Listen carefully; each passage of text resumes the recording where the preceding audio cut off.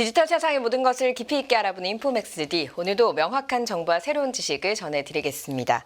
2024년 새해가 시작되면서 2025년 백두산 폭발설이 다시 화제가 되고 있습니다. 폭발 시 생존 방법까지 SNS에 등장할 정도로 주목을 받고 있는데요. 잊을만 하면 불거지는 백두산 폭발설.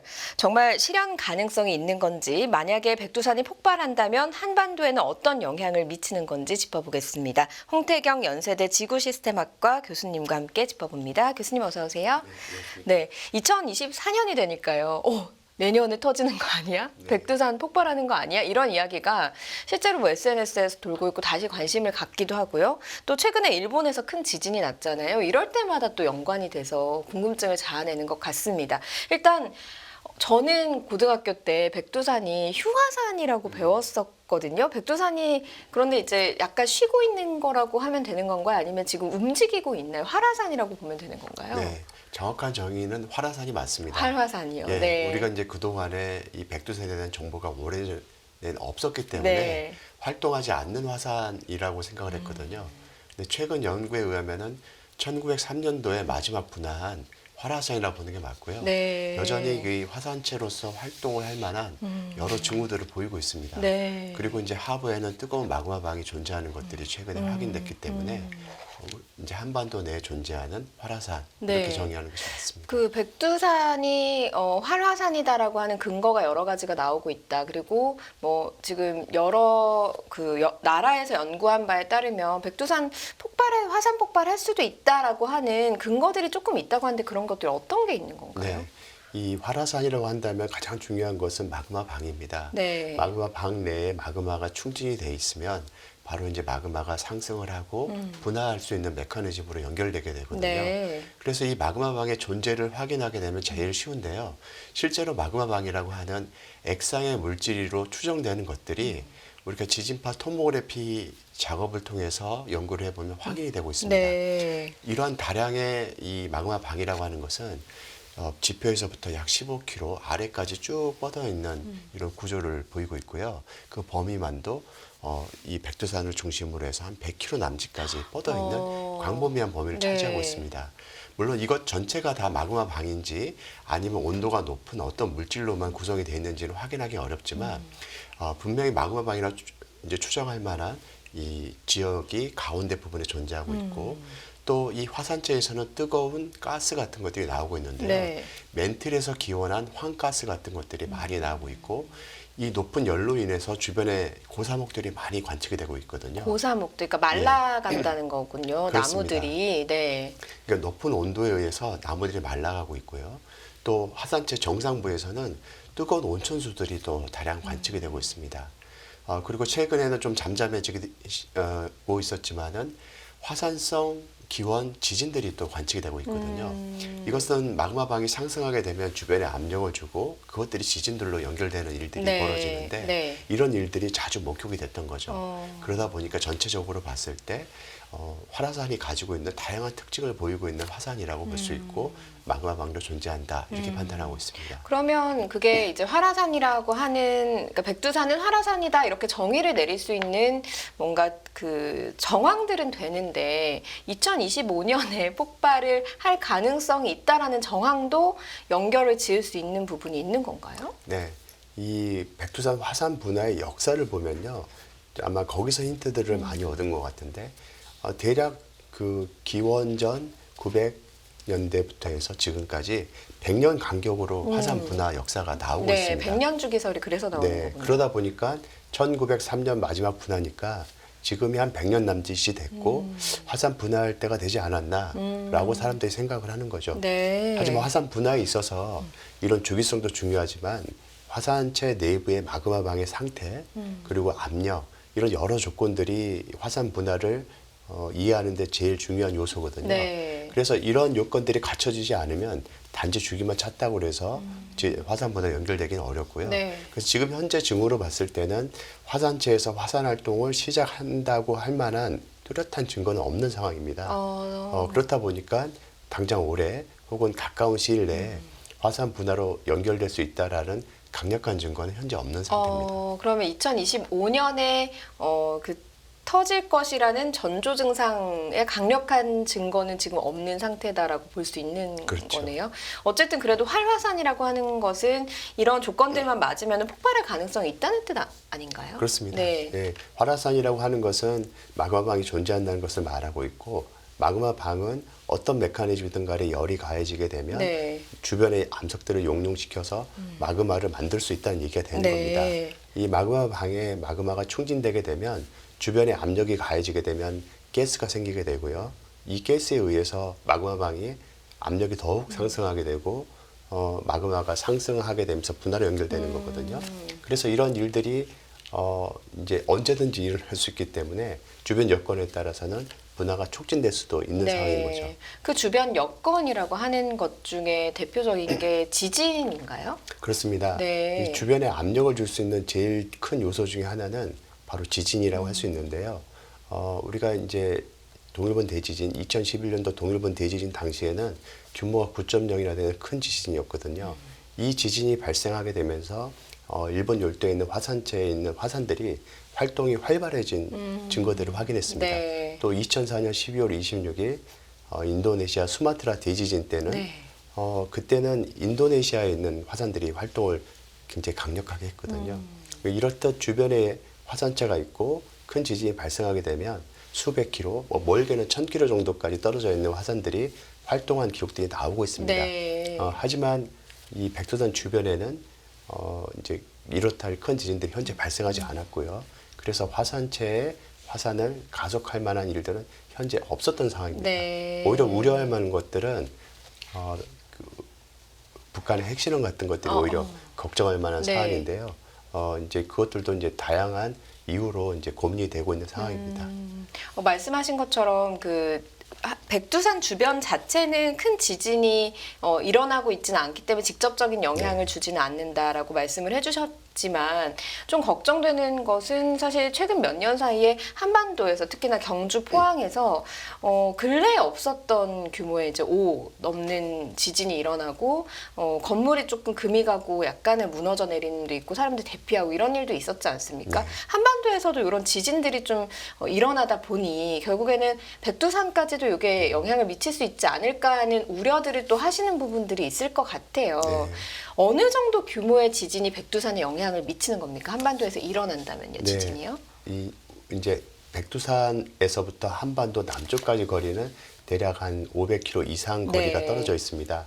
근데 이 정도 거리에서 영향을 미치려면은 규모 7 정도까지는 돼야지만 영향을 미칠 만한 그런 지진이 될 수 있는데요. 네. 그런데 한반도에서 발생 가능한 최대 지진도 마찬가지로 한 규모 7 정도까지 보고 있습니다. 네. 물론 이런 지진들이 발생하기 위해서는 이제 수천 년의 재래 주기가 필요한 상황이긴 한데 한반도 역사적으로 봤을 때는 규모 7 정도 되는 지진들이라고 하는 것들이 역사상에 남아있기도 합니다. 따라서 그런 지진들이 만약에 한반도에서 발생한다면 백두산에 직접적인 영향을 미칠 수 있게 되는데요. 네. 이제 그런 지진들이 그런데 이제 남쪽에서 발생하게 된다면 효과는 물론 반감하게 될 거고요. 네. 그런데 보다 더 직접적인 효과는 이 풍계리 핵실험장이라고 할 수 있는데요. 북한에 있는 앞서서도 그렇습니다. 우려가 네, 된다고 네. 말씀하셨던. 네. 이것은 2017년도에 마지막 6차 핵실험을 했었는데 당시 이제 미국 지질조사국에서 발표한 지진 규모는 규모 6.3입니다. 네. 그러니까 규모 7에 굉장히 가까운 규모라고 할 수 있는데요. 최근에 저희가 발표한 연구 결과에 의하면 핵실험 규모도 규모 7에 육박하게 되면 마그마방이 충진되어 있는 화산이라면 네. 화산 폭발로 연결될 수 있다라는 발표를 한 적이 있거든요. 근데 그만큼 굉장히 위협적인 존재가 오히려 가까운 풍계리 핵실험장이라고 할 수 있습니다. 네. 지금 북한의 그 핵실험 이야기가 나오면 사실 그 무기 체계에 대한 걱정도 해야 되는데 이거 백두산 폭발에도 영향을 미칠, 화산 폭발에도 영향을 미칠 수 있다는 것까지 우려를 해야 된다고 하니까 좀 걱정이 되는 부분이 있는데 시청자분들 그거 궁금하실 것 같아요. 그럼 백두산 화산 폭발이 일어난다면 어떤 상황이 연출이 되는가, 한반도에 어떤 문제가 생기는가 이게 이제 궁금하실 것 같거든요. 네. 어떤 문제가 생기나요? 우리가 이제 밀레니엄 이럽션이라고 했던 네. 지금으로부터 1000년 전 화산 폭발 때는 굉장히 강력해서요. 당시 폭발이 백두산 기록 가운데는 가장 큰 폭발로 지금 기록에 남아 있습니다. 네, 그게 그 64년에 네. 가장 크게 기록되어 있는 백두산 그렇습니다. 화산 폭발인가요? 예, 네. 물론 이제 시기는 다소간에 좀 학자들만의 이견이 있는데요. 네. 왜냐하면 탄화목 연대 측정을 하게 되면 오차도 있고 해서 800년대라고 주장하신 분도 네. 있고 900년대라고 주장하신 분도 있긴 하지만 대략 그 시기로 이제 보는 이제 얘기들인데 네. 다만 이제 그때 당시에 폭발이 워낙 강력해서 그때 화산재가 동해를 가로질러서 홋카이도 북해도 지역에 한 10cm 정도 되는 화산재를 쌓아놨어요. 굉장히 네. 두꺼운 화산재거든요. 네. 그러니까 이 홋카이도에 그 정도 쌓을 지경이면 이 동해 해저면에는 더 많은 화산재를 쌓았다는 얘기가 되는 거거든요. 그리고 실제로 그 당시 폭발 기록을 보게 되면 백두산 산체를 다 뒤덮고도 남을 만한 큰 양을 쌓았고요. 네. 또 백두산 화산 정상부에서 이제 저는 이제 북쪽으로 가보면은 이제 중국 마을에 가본 적이 있는데 거기서 화산체 정상부에서 한 30km 떨어진 지역이거든요. 그 지역을 가더라도 한 5m 정도 되는 화산재를 거기서도 여전히 볼 수가 있어요. 네. 그러니까 당시에 화산 폭발이 굉장히 강력했다는 걸 알 수가 있고요. 그때 일어났던 덮었던 화산재를 지금 5m를 확인할 수 그렇습니다. 있는 거예요. 예, 한꺼번에 쌓인 네. 양이 그렇게 보이고 네. 있고요. 굉장히 강력한 폭발이었던 거죠. 네. 이제 그런 폭발이 만약에 벌어진다면 사실 피해는 이루 말할 수 없는 상황이 될 겁니다. 첫 번째로 이 화산재는 이 사실 동북아 지역은 이제 경제 중심지거든요. 이제 이 아시아권뿐만 아니라 세계 경제를 좌우할 만한 국가들이 바로 이 지역에 모여 있잖아요. 우리나라, 일본, 중국, 그다음에 대만 이렇게 해서 굉장히 경제적으로 활성화된 국가들이 모여 있기 때문에 이 경제 공황을 불러일으킬 만한 큰 일이 될 거고요. 네. 왜냐하면은 이거보다 훨씬 규모가 작은 아이슬란드 분화할 때도 유럽 전체에 그 항공기 대란이 이어졌거든요. 네. 그러니까 이 항공기 대란을 만들어내게 될 거고 특히 이 화산재뿐만 아니라 이 화산재보다 훨씬 더 작은 가루들은 첨단 산업을 하고 있는 지역에서는 아주 큰 피해를 주게 됩니다. 반도체 공정에도 문제가 벌어질 수 있고요. 네. 그다음에 주변 지역에 화산재가 쌓이면서 농작물들을 재배하기 어려운 환경이 될 테니까 이 농산물 가격이 급등하게 되거나 여러 가지 피해로 연결되게 되겠죠. 네. 이게 화산재가 굉장히 걱정해야 되는 가장 큰 걱정을 해야 되는 그런 부분. 그렇죠. 우리나라 입장에서 보면 화산재가 네. 직접적인 요인이 될 것입니다.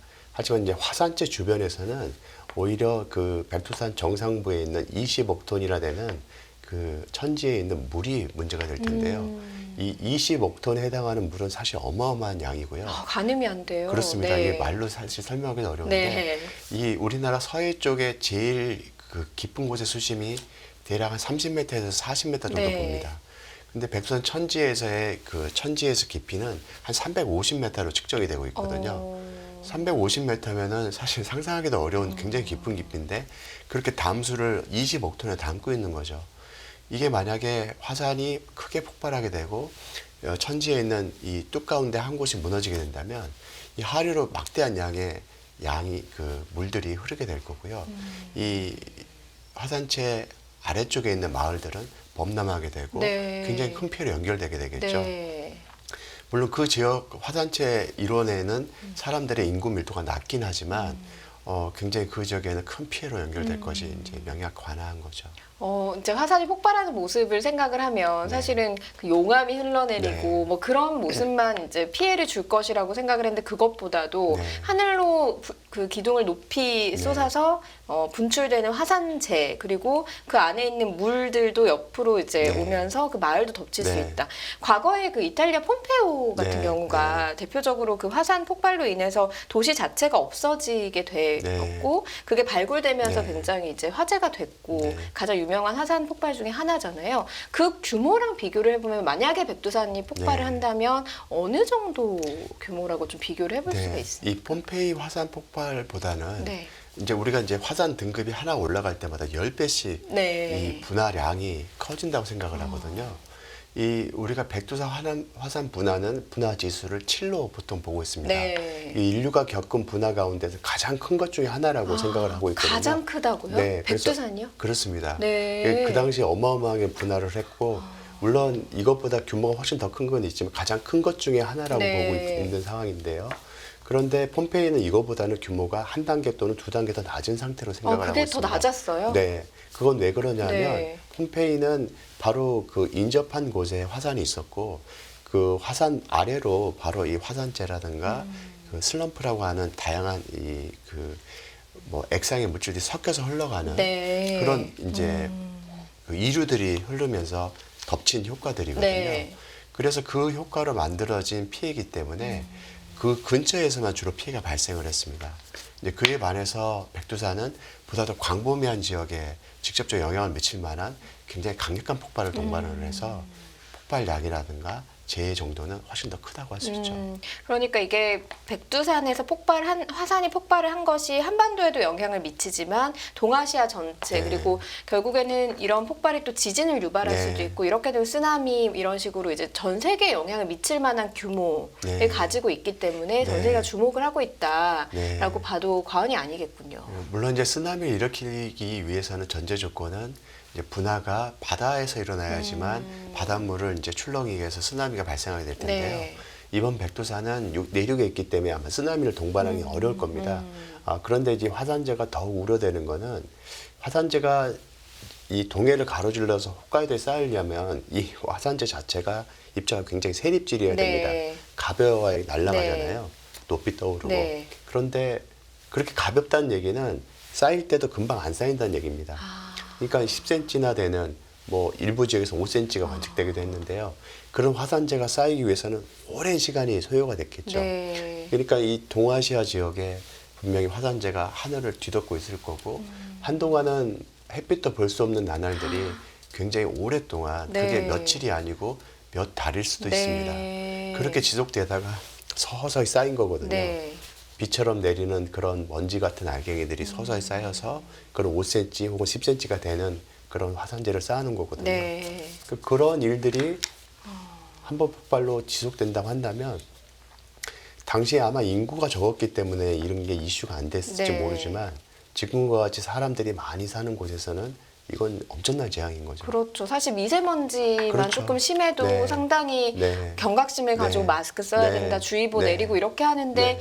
이게 몇 달씩이나 화산재가 아주 미세한 네. 입자로 네. 날아다니면서 하늘을 네. 덮고 네. 이거는 진짜 재앙이라고 볼 수도 있는 부분이 있는 거네요. 교수님 그런데 사실 우리가 그 화산 폭발이나 뭐 지진 같은 경우에는 대륙 이렇게 판이 있으면 환태평양 조산대라고 하는 그 불레고리 네. 지역에서 지진이나 화산 폭발이 주로 많이 일어나잖아요. 네. 그런 측면에서 한반도는 좀 벗어나 있기 때문에 여기서 좀 한반도는 지진 안전지대다라고 이제 과거에는 이야기를 했던 것 같은데 백두산이 거기에 포함되지 않는데도 화산 폭발 가능성이 큰 이유가 있습니까? 네, 이 백두산의 화산 기작에 대해서는 아직까지 여러 이제 이견이 있습니다. 네. 근데 가장 많이 알려진 메커니즘은 그 태평양판이라고 하는 판이 일본 열도와 충돌을 하고 동해 아래로 해서 백두산까지 이루거든요.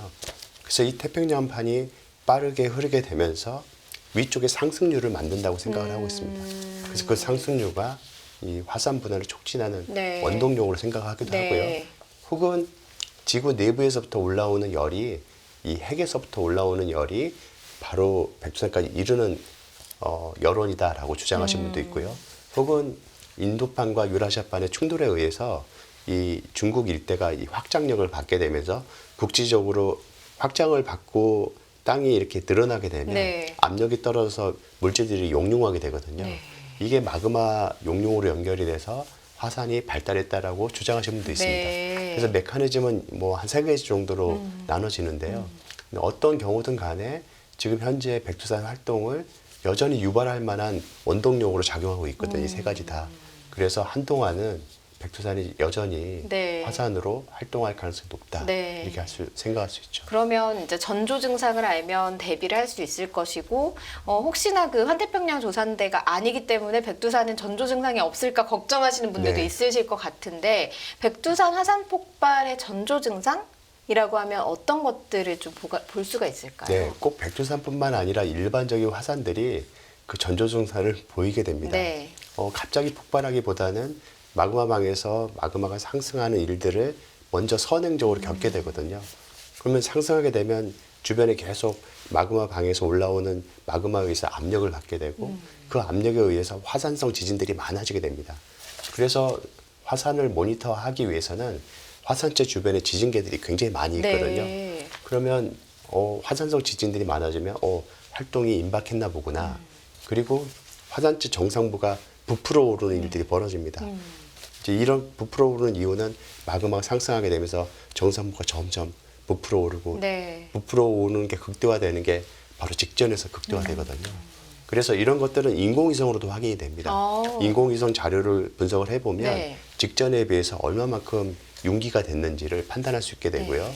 그로 인해서 화산체가 곧 분화할지도 알 수 있게 되는 거죠. 네. 그것뿐만 아니라 앞에서 말씀드린 화산성 가스 같은 것들을 또 탐지하는 기법들이 있어서 이런 여러 정보를 종합하게 되면 화산 분화가 임박했구나 여부를 쉽게 확인할 수 있게 되는 거죠. 그 화산이 분출하는 유형도 좀 여러 가지 유형이 있잖아요. 한 번에 폭발해서 그 분출해서 확 네. 되는 경우가 있고 하와이 같은 경우는 네. 굉장히 좀 천천히 네. 되잖아요. 백두산 화산 폭발은 어느 유형에 속한다고 예측을 이 하시는지요? 화산의 폭발 방식이 차이가 나는데 네. 하와이 같은 경우는 사람들이 근처에 가서 용암이 흐르는 걸 볼 수 있을 정도로 네. 굉장히 유순한 화산처럼 보이잖아요. 이것은 마그마를 구성하는 광물이 어떤 광물이냐에 달려 있습니다. 그래서 현무암질로 구성되어 있는 화산들은 점도가 굉장히 얕아서 네. 낮아서 물처럼 흐릅니다. 그래서 마그마가 분화가 하게 되고 용암이 되면 화산체를 타고 마치 강물처럼 이렇게 표면을 타고 이제 줄줄줄 흐르거든요. 물론 굉장히 뜨겁고 위험한 곳인데 이게 굉장히 격렬하지 않기 때문에 주변까지 가서 볼 수 있는 거죠. 그런데 이 화강암질 마그마는요, 이 안에 굉장히 점도가 높은 물질들이 포함이 되어 있기 때문에 가스를 함유하게 됩니다. 그러니까 마그마 안에 이 가스가 같이 포함이 되어 있는 상태에서 점도가 높기 때문에 가스가 빠져나가지 못하고 네. 이 용암과 같이 상승을 하게 됩니다.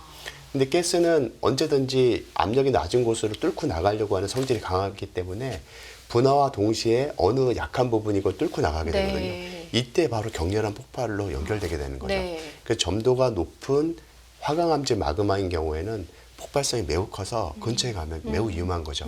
백두산도 바로 그런 종류의 화산 중에 하나고요.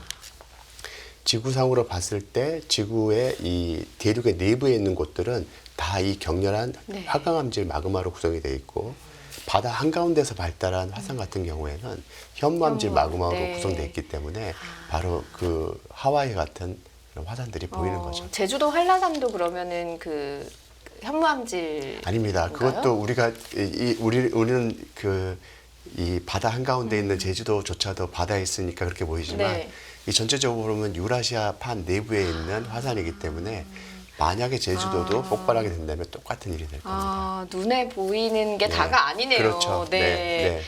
그러면 이제 그 꼼꼼한 모니터링을 통해서 교수님은 이제 앞서서 2025년에 폭발할 전조 증상이 있지는 않다라고 설명을 해주셨으니 너무 공포심을 가지진 네. 않아도 되지만 폭발 가능성이 있다는 점에서는 모니터링을 해야 될 것 같거든요. 네.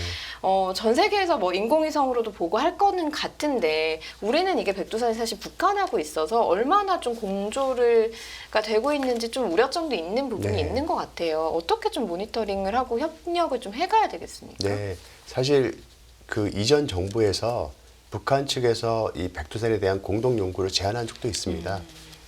그런데 이제 시간이 지나면서 그런 일들이 하기 어려워진 상황이 됐고요. 물론 이제 그 당시 또 북한에서 요구한 것은 백두산 모니터링을 할 수 있는 지진계 장비 네. 같은 것들을 요구하는 정도의 수준이었거든요.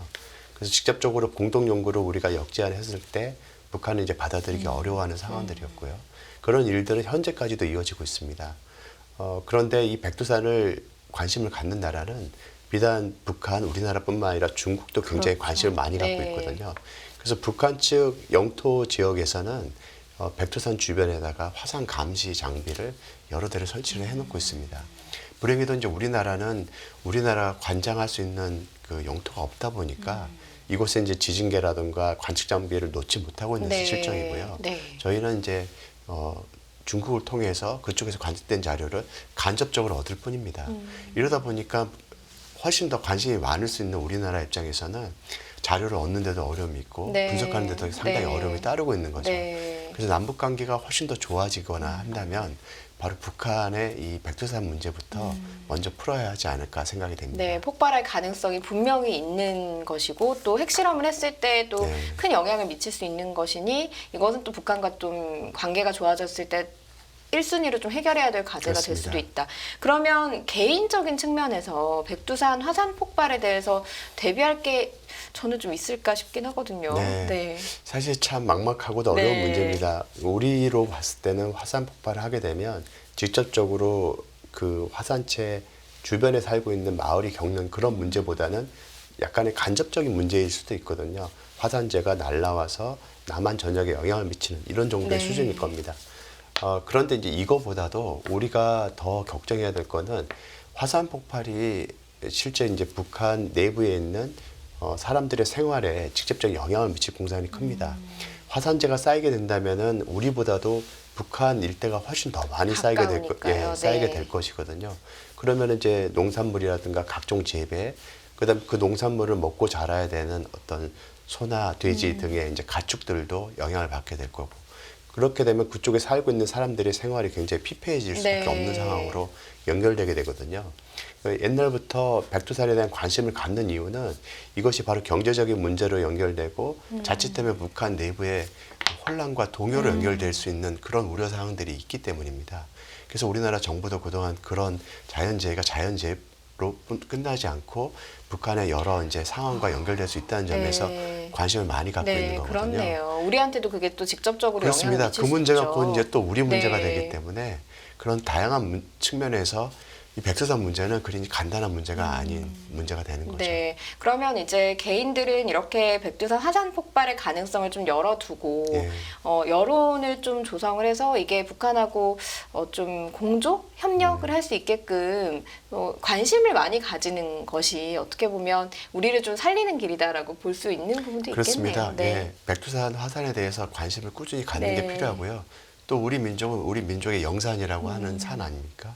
이제 그런 측면에서 백두산의 관심도 더욱 높기 때문에 네. 꾸준히 관심을 가져야겠습니다. 네, 자연재해는 막을 수는 없는 것입니다만 어떻게 보면 큰 피해를 또 예방할 수는 있는 또 네.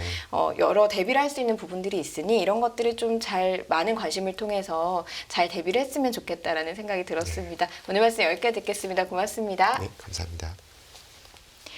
인포맥스D 마쳐야 될 시간이 됐습니다. 영상을 보신 후에 궁금하신 점이나 개선해야 될 점이 있다면 유튜브 연합뉴스 경제TV 채널을 통해서 댓글을 달아주시면 더 좋은 방송으로 찾아뵙겠습니다. 고맙습니다.